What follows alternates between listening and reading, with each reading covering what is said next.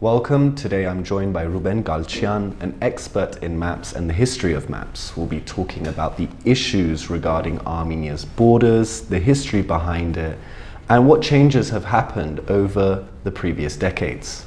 So, Mr. Galichian, thank you very much for your time. Thank you for inviting me. I wanted to start off by asking about that since the Second Karabakh War, we've been hearing a lot about Armenia's borders, and we've also been hearing about border demarcation agreements, possible agreements with Azerbaijan. Can you first off explain what is border demarcation, what is border delineation, and why is this an issue we're talking about now? If you have two neighboring countries, which everybody has a neighboring country, then there's normally a need to separate align your borders, show where your borders between the two countries are. This delimitation is done on a piece of paper. And then that one, when I agreed to, this one is taken to the site. And people walk around, and from both sides, experts, etc., and negotiators, and mark the places when that line on the paper crosses. In other words, do the work of the GPS, bring to ground whatever is on the paper. But in order to have the limitation between two countries, first, there must be a status of peace, not war. Second, those two countries must recognize each other officially. Then the third, then they come to sign an agreement between the two governments to have the borders delimited, limitation of the borders. These are the first steps that are taken. We are still not under any of these conditions. All these conditions none of these exist at this time, between our country, Azerbaijan, and Armenia. So there's not possible to do this. And can you explain a bit about the history behind this? I know that there have been significant changes with regards to Armenia's borders. If you take the First Republic, Soviet Armenia, and now post-independence Armenia, a lot of times when you look at those old maps, you see crossovers between which territories are Armenian and which territories are Azerbaijan. Why is this? What can you tell us about this phenomenon? When the three countries south of the Caucasus became independent, Armenia and Georgia adopted their old names, and the other country, Azerbaijan, did not have that name at the time. It was presumed originally to be called the Southeast Caucasian Muslim Republic. But Rasulzadeh and other extremists in Azerbaijan decided to call it Azerbaijan, taking the name from the Iranian province of Azerbaijan, which is south of the Araks River. When the reason of naming was asked from Professor Bartold, who was teaching, a Soviet Russian specialist of Middle Eastern affairs and Asiatic affairs, he was teaching in Baku University, lecturing there, and one of the students asked him, why is our country named with the same name that our neighbor? Bartold told him that this is done intentionally so that in the future we can lay claim on the Iranian territory of Azerbaijan, which came through in 1946-47. Never happened, but it was tried to do that. And even in 1992, Elchibey announced it, that this is our country, that the Iranians have taken over. The Russians have split it into northern and southern Azerbaijan, which is not true. But let's go to the First Republic.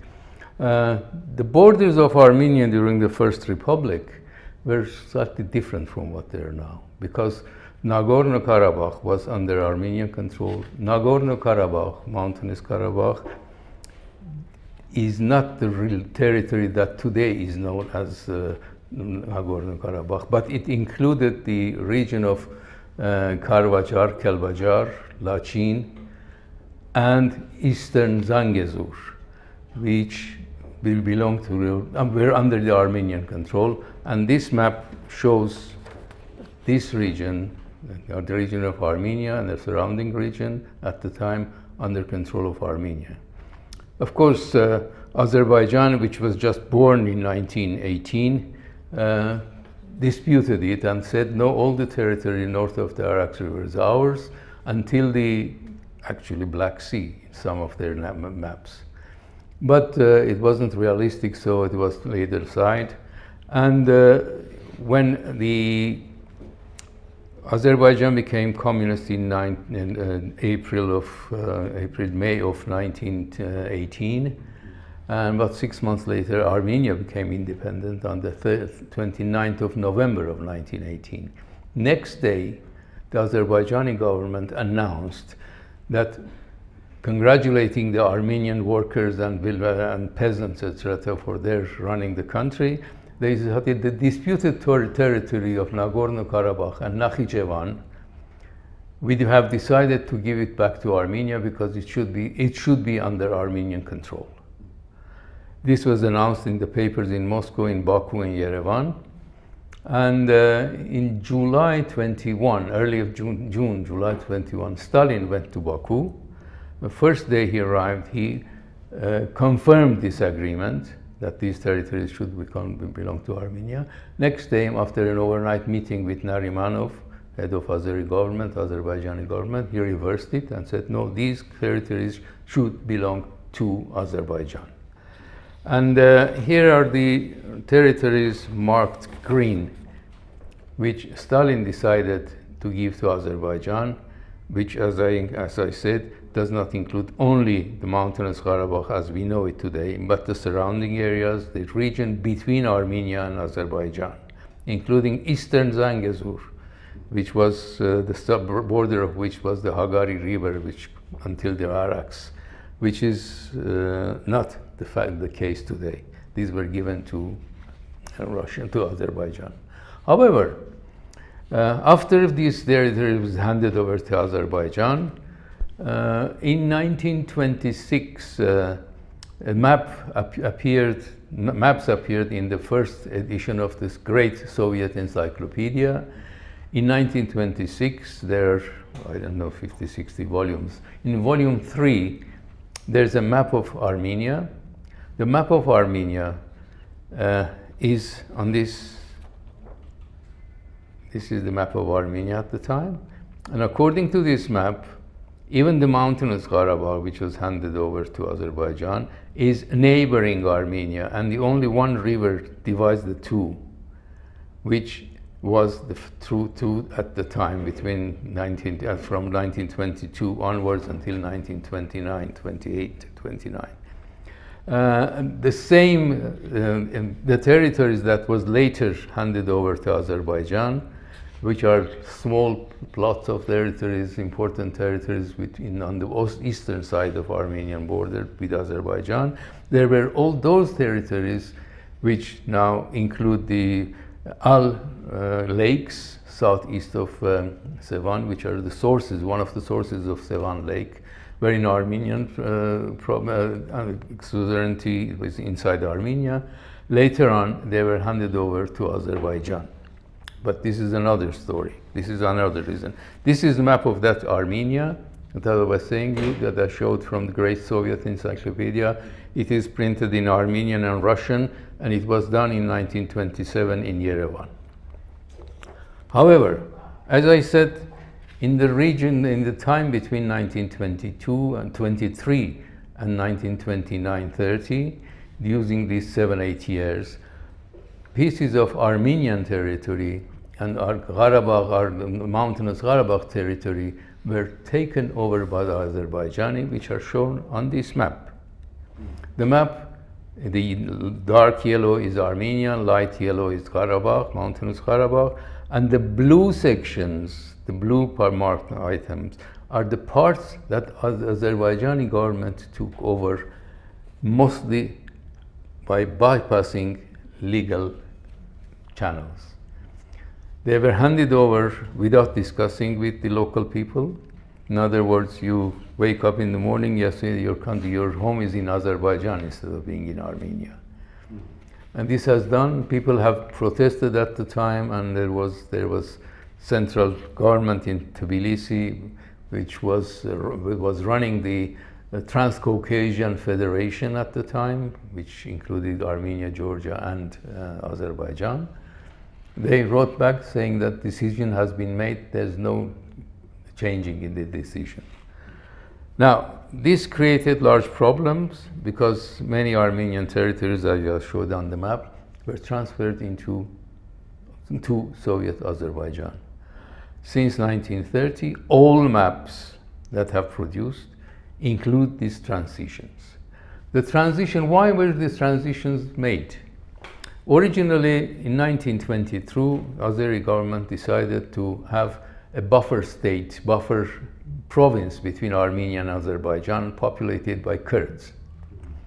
At the time, there were, according to their own statistics, there were about 34,000 Kurds living in all of Azerbaijan, and decided to give Karvajar, which is Kalbajar, and Lachin, which is Kashatagh region, to the Kurds, so that they can have separate province for themselves. But this area mainly mountainous, and the Kurds are people who keep sheep. They need grazing lands, grazing areas. Therefore, the reasoning was that Armenia has too many grazing fields, but the Kurds don't have it. So therefore, some of the Armenian lands should go back to given to Kurds to use for their pastures, as their pastures. Now, this decision, one way or other, was done, but perpetrated illegally most of the time, and handing over pieces of land to Azerbaijan. As I said, protests didn't much good. But in 1930, Azerbaijani government decided to scrap the idea of establishing a Kurdish province. But the lands, they kept it to themselves. The lands should have by right returned to Armenia because there were no Kurdish province there, but it didn't. It stayed in Azerbaijan. Now, we are trying to find out what these two maps that I showed you in 1926 and 27, although printed in government newspapers, government printed encyclopedias, are not legally binding because they don't have stamp approval of the both governments, the borders on those.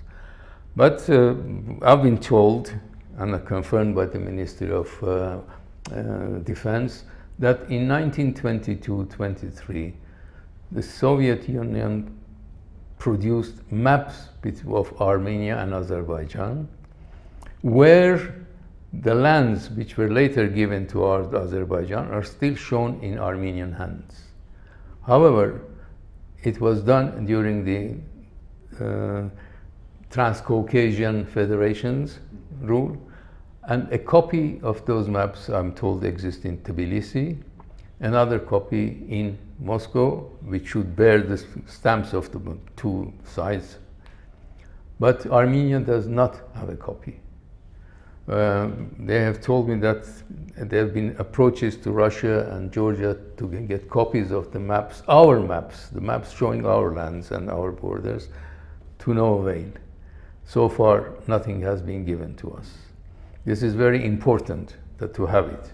Yes. And with regards to the issue of these maps, the Armenian side has reported that with regards to the current border incursions going on in Gegharkunik and Sunik, that the Azerbaijani side has been producing old maps to justify their incursions. I'm wondering what you think about this, why you think this is happening. Well, in 1929, a map of the region, military map of the region, detailed map of the Armenia and Azerbaijan and Georgia was prepared, 1929. And it was signed by both sides. In other words, Armenia and Azerbaijan stamped and signed those border maps. Those already include territories that given to Azerbaijan from Armenia as part of Azerbaijan. And these maps were slightly, not very slightly changed, and in 1969, again the same maps were once again approved by both sides, Soviet Armenia, Soviet Azerbaijan. These are, as far as I know, the latest map that have had official signatures on them. Now I'll show you one map of the Sevlich, so-called the black, where it's one of the incursions of Azeris has happened. Now, this is the map of the Sevlich, north of Goris. Where you see the line, delineating line, goes through the north of the lake. Direct line going through the lake, letting a little piece area available for Azerbaijanis to sort of so that the animals can come and drink water from the lake. And the rest is Armenia. South of it is Armenia. Now, when the Azeri soldiers now come to the border, they bring with them a map which shows this. Instead of the line going straight, sorry, it's the other way around. Instead of the map, the border going straight, they change the map and draw a new border according to red line here. They produce these maps. They said these are the latest maps. This is our territory. If our soldiers had the proper maps, which were signed by both countries, they could show them and saying, no, no, this is not your territory, this is our territory. But apparently, they lacked any detailed maps of the regions. And on top of it, we have this map, which I'll show you, with the enclaves. Yes, enclaves. I wanted to ask about the enclaves. Both Prime Minister Nikol Pashinyan and the Secretary of the Security Council, Armen Grigoryan, have spoken about the possible exchange of enclaves. Can you explain to our audience what are the enclaves? What are we talking about when we mention these enclaves? Yes, the enclaves are the cleverest method of disrupting life for any republic that goes against the Soviet Union at the time.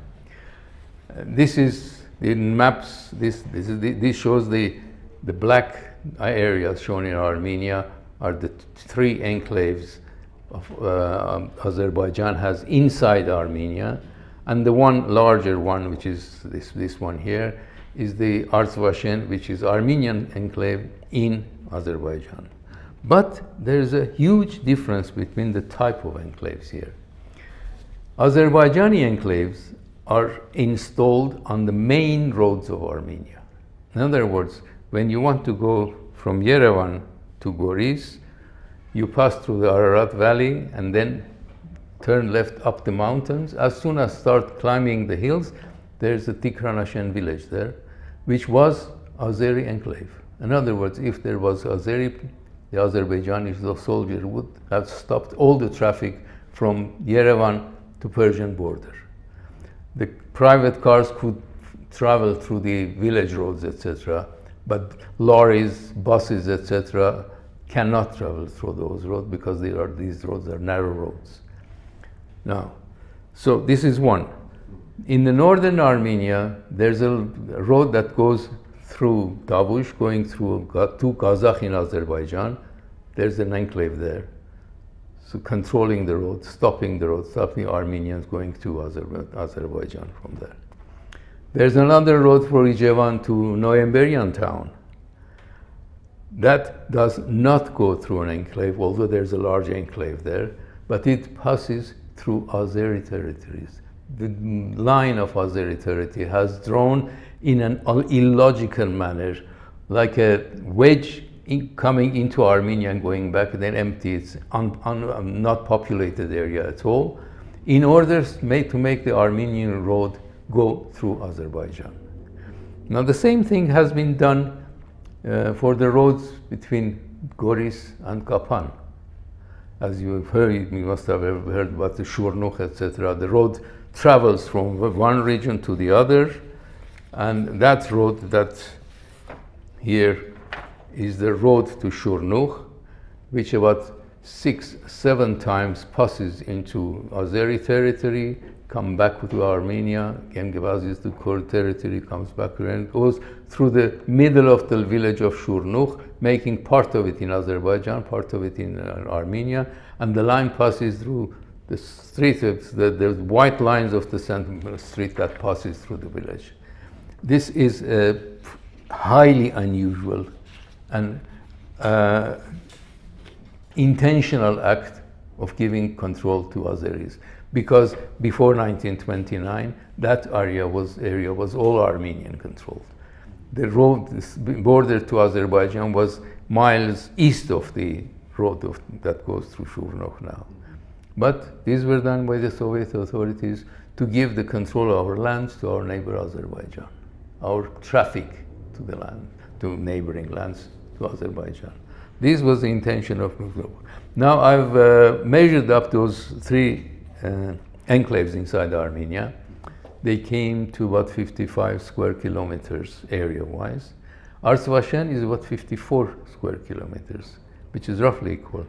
So it is the only thing that we can do to exchange. Take the Azeri village, the enclaves, give our enclave to Azerbaijan, Artsvashen.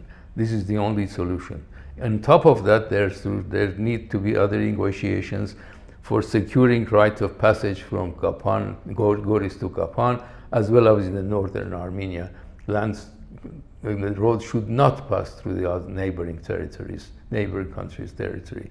These are ridiculous things that the Soviet Union has done, in not only here in Kyrgyzstan, also there's a similar problem of an enclave in a neighboring country, etc., which they had a few years ago. There was the war broke out in that area because of this. Yeah, in Osh and areas of southern Kyrgyzstan. You mentioned the strategic importance of the Azerbaijani enclaves in Armenia. I'm wondering, does Artsvashen, the Armenian enclave in Azerbaijan, have any input? No, it doesn't, because it's completely separate from all the main roads, etc., and it's just there for as a land, as a village. Artsvashen, they cultivate their land, and that's all a local economy only. And so finally, I want to ask, obviously right now there is talk that agreements with regards to border demarcations will eventually occur. In your opinion, what factors need to be secured for Armenian interests to be secured with regards to the Armenia-Azerbaijan border? In order to do that, we have to look at it from legal point of view. Now, there are a number of, I have a couple of documents that show the villages' letters to the central government that you are not supposed to give our lands to others without consulting with us, and the reply coming back that this decision has been made and the point is not subject to discussions. But these are local correspondence. But these affected people's lives. So human rights have not been considered in doing this sort of thing. If we go to international court and raise this matter, of course in these different areas the same thing has happened. I think we may have a chance to get these lands back. Coming back to delineation, delimitation, etc., with the present conditions, as I mentioned, it is not possible to do it. We have to have peace. In other words, all the Azeri soldiers should leave our land and go to the borders, go back to the borders, which are subject, we have been approved by both sides in 1969. Now, there is a problem with the borders, therefore the delimitation is required. But we can have an agreement with Azerbaijan saying that at the moment we agree for the borders between Azerbaijan and Armenia until such time that after delimitation, these become really final. This is something that we need to do. Legally speaking, legal people should decide how to approach this, how to write down the agreement so that our interest will be protected. Well, Mr. Galichian, thank you very much for your time. Thank you. And thank you for joining us on CivilNet.